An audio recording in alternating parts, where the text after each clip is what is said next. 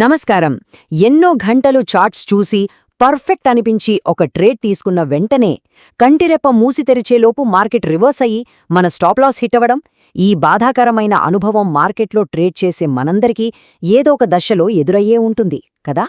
అసలొక perfect setup కూడా అలా ఎందుకు ఫెయిల్ అవుతుందో ఈ సోర్స్ మెటీరియల్ ఆధారంగా మనం ఈ ఎక్స్ప్లెయినర్లో విశ్లేషిద్దాం. సరే, ఇంకేమాత్రం ఆలస్యం చేయకుండా అసలు విషయంలోకి వెళ్ళిపోదాం. మీకు తెలుసా, ఆధునిక మార్కెట్లలో మనకు చార్ట్లపై కనిపించే బ్రేకౌట్స్లలో సగానికి పైగా అంటే దాదాపు 50% ఫేక్ బ్రేకౌట్లే అని డేటా చెబుతోంది.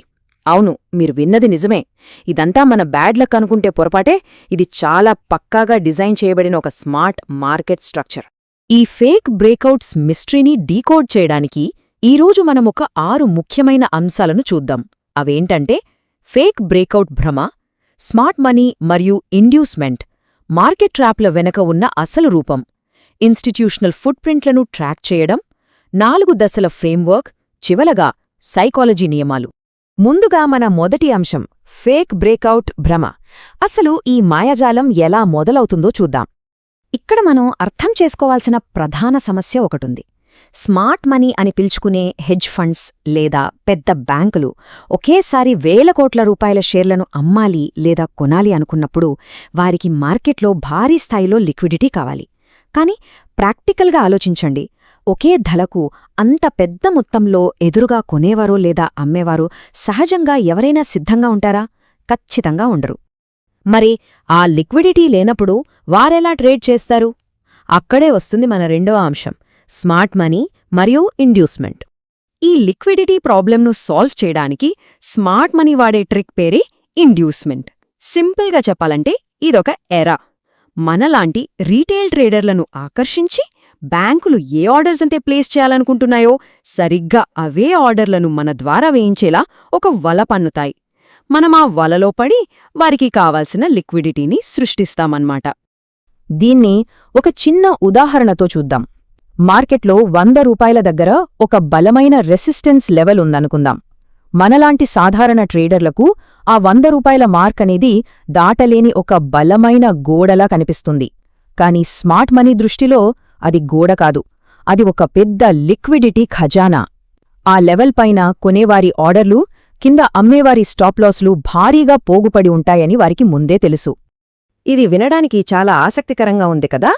ఇప్పుడు మనం మూడవ అంశంలోకి వెళ్దాం, మార్కెట్ ట్రాప్ల వెనుక ఉన్న అసలు రూపం. అసలు ఈ వల ఎలా పనిచేస్తుందో ఇప్పుడు చూద్దాం. ఒక ఫేక్ బ్రేకౌట్ వెనుక జరిగే డ్రామా అంతా ఇంతా కాదు.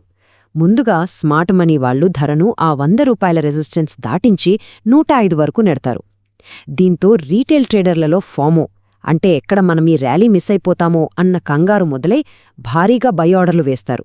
అదే సమయంలో షార్ట్ సెల్లింగ్ చేసిన వారి స్టాప్లాస్లు కూడా ఆటోమేటిక్గా హిట్ అవుతాయి. ఇంకేముంది, మార్కెట్లోకి భారీగా బై ఆర్డర్ల వరద వస్తుంది. అప్పుడు స్మార్ట్ మనీ చాలా కూల్గా తమ వేల కోట్ల సెల్ ఆర్డర్లను ఆ లిక్విడిటీ పూల్లో డంప్ చేసేస్తారు. క్షణాల్లో ట్రెండ్ రివర్స్ అవుతుంది. మరి ఇంత పెద్ద ట్రాప్స్ నుంచి తప్పించుకోవడమెలా? ఇక్కడే వస్తుంది మన 4వ పాయింట్, ఇన్స్టిట్యూషనల్ ఫుట్ ప్రింట్లను, అంటే వారి అడుగుజాడలను ట్రాక్ చేయడం. మార్కెట్లో ఒక అద్భుతమైన నానుడి ఉంది, ఎంతటి వేటగాడైనా తప్పక తన అడుగుజాడలను వదిలివెళతాడు. ట్రేడింగ్లో కూడా అంతే. స్మార్ట్ మనీ సైజు చాలా పెద్దది కాబట్టి వారు మార్కెట్లో నిశ్శబ్దంగా ఏ పని చెయ్యలేరు. ఆ పెద్ద కదలికల తాలూకు ఆధారాలను మనం వాల్యూమ్ మరియు క్యాండిల్స్టిక్ల రూపంలో చార్ట్పై సులభంగా కనిపెట్టవచ్చు. ఈ ట్రాప్ను ముందే పసిగట్టడానికి మొదటి ఆధారం క్యాండిల్స్టిక్స్లోనే దొరుకుతుంది. బ్రేకౌట్ క్యాండిల్ పైన పొడవైన అప్పర్ విక్, అంటే షూటింగ్ స్టార్ లేదా పిన్ బార్ ఉందంటే అక్కడ సెల్లర్స్ అగ్రెసివ్గా ఉన్నారని అర్థం. అలాగే బ్రేకౌట్ తర్వాత వచ్చే తదుపరి క్యాండిల్ మొదటి క్యాండిల్లో 50% క్రాస్ చేసి కిందకు పడిపోయిందంటే అది ఖచ్చితంగా ఫేక్ బ్రేకౌట్ అనడానికి ఒక పెద్ద రెడ్ ఫ్లాగ్. ఇప్పుడు క్యాండిల్స్తో పాటు వాల్యూమ్ కూడా గమనించండి. ఒక జెన్యూన్ బ్రేకౌట్స్కి ఎప్పుడూ ఇన్స్టిట్యూషనల్ వాల్యూమ్ టవర్స్ బ్యాకప్ ఇస్తాయి. అసలు వాల్యూమ్ లేకుండా డ్రైగా ఏర్పడే బ్రేకౌట్స్లను ఎట్టి పరిస్థితులను నమ్మకూడదు. అలాగే బ్రేకౌట్ అయ్యాక మార్కెట్ వెనక్కి వచ్చి ఆ లెవెల్ను రీటెస్ట్ చేస్తున్నప్పుడు వాల్యూమ్ బాగా డ్రాప్ అవ్వాలి. అప్పుడే అది హెల్దీ బ్రేకౌట్. ఇకపోతే ధర పైకి దూసుకుపోతున్నా అందులో నిజంగా ఎంత బలముందో తెలుసుకోవడానికి ఆర్ఎస్ఐ డైవర్జెన్స్ మనకు అద్భుతంగా పనిచేస్తుంది. దీన్ని కొండ ఎక్కుతున్న కారుతో పోల్చవచ్చు. కారు పైకి వెళుతున్నట్టే కనిపిస్తుంది, కాని ఇంజిన్లో పవర్ లేకపోతే ఏ క్షణంలోనైనా కిందకు జారిపోయే ప్రమాదముంటుంది కదా. చార్ట్పై ప్రైస్ హయ్యర్ హైస్ చేస్తూ పైకి వెళుతుంటే ఆర్ఎస్ఐ మాత్రం లోయర్ హైస్ చేస్తోందంటే మొమెంటం చచ్చిపోతోందని, మార్కెట్ కుప్పకుళ్లడం ఖాయమని మనం ముందే గ్రహించాలి. సో ఈ విషయాలన్నీ తెలుసుకున్నాక వీటిని ప్రాక్టికల్గా ఎలా వాడాలో చూద్దాం. మన 5వ అంశం ఒక పవర్ఫుల్ 4 దశల మాస్టర్ ఫ్రేమ్వర్క్. ఈ ఫ్రేమ్వర్క్లో 4 సులభమైన స్టెప్స్ ఉంటాయి. ఫస్ట్ స్టెప్, అసలు ఓవరాల్ మ్యాక్రో ట్రెండ్ ఏ దిశలో ఉందో గమనించాలి. సెకండ్ స్టెప్, డబుల్ టాప్స్ లాంటి ట్రాప్ మ్యాగ్నెట్లు అంటే లిక్విడిటీ పూల్స్ ఎక్కడున్నాయో గుర్తించాలి. థర్డ్ స్టెప్, మైక్రో అనాలిసిస్ అంటే క్యాండిల్ క్లోజింగ్, వాల్యూమ్ బార్లను సూక్ష్మంగా విశ్లేషించాలి. ఇక ఫైనల్ స్టెప్, ఇవన్నీ మన అనాలిసిస్కు సరిపోతే అప్పుడు ట్రేడ్ను ఎగ్జిక్యూట్ చేయాలి. ఇక్కడ ఎగ్జిక్యూషన్ గురించి మాట్లాడేటప్పుడు మనకు 2 దారులు కనిపిస్తాయి. ఒకటి రిస్క్ వద్దు అనుకునేవాళ్లకు సేఫ్ రూట్, అంటే బ్రేకౌట్ అయ్యాక కన్ఫర్మ్డ్ రీటెస్ట్ కోసం ప్రశాంతంగా వేచియుండటం. రెండవది కొంచెం అడ్వాన్స్డ్ అయిన స్మార్ట్ రూట్. ఫేక్ బ్రేకౌట్లో రీటైల్ ట్రేడర్లు ఇరుక్కున్నారని అర్థమవగానే వాళ్లకు వ్యతిరేకంగా పందెం కాయటం. దీన్నే ట్రాప్ కౌంటర్ ట్రేడింగ్ అంటారు. ఇది కొంచెం రిస్కీ అయినా రివార్డ్ చాలా పెద్దదిగా ఉంటుంది. ఇక చివరగా మన 6వ అంశం మరియు అన్నిటికంటే ముఖ్యమైనది, సైకాలజీ మరియు సర్వైవల్ నియమాలు. టెక్నికల్స్ ఎంత తెలిసినా మన ఎమోషన్స్ కంట్రోల్లో లేకపోతే అంతా వృథానే. ఈ మార్కెట్ జంగిల్లో సర్వైవ్ అవ్వాలంటే 3 గోల్డెన్ రూల్స్ గుర్తుపెట్టుకోండి. మొదటిది, క్యాండిల్ ఇంకా క్లోజ్ అవ్వకుండానే మధ్యలో ఎంట్రీ కోసం ఆరాటపడకూడదు, ఫోమోని కంట్రోల్ చేసుకోవాలి. రెండవది, ఎల్లప్పుడూ ఒక బ్యాంక్ లేదా ఇన్స్టిట్యూషన్ లాగా ఆలోచించడం మొదలుపెట్టాలి. అసలు లిక్విడిటీ ఎక్కడుందో వెతకాలి.